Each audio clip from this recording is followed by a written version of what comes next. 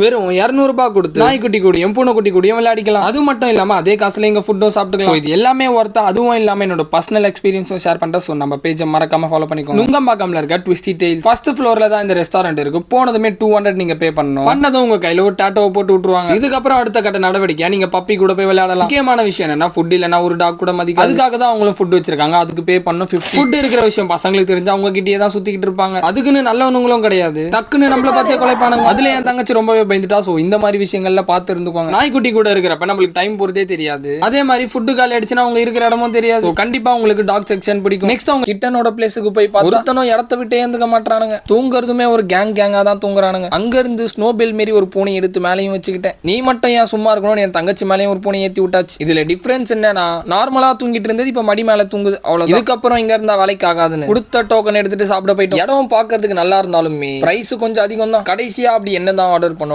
பன்னீர் butter masala, அப்புறம் 2 நான். இதுக்கு ஜிஎஸ்டி பிளஸ் அடிஷனல் டாக்ஸ்னு போட்டு பில்லு 900 கிட்ட வந்துருச்சு. ஆனா டேஸ்ட் பக்காவா இருந்துச்சு. ஓவராலா ஒரு ஆளுக்கு 300ன்னு கணக்கு போட்டீங்கன்னா இங்க வந்து ஜாலியா விளையாடிட்டு நல்லா சாப்பிட்டு போலாம்.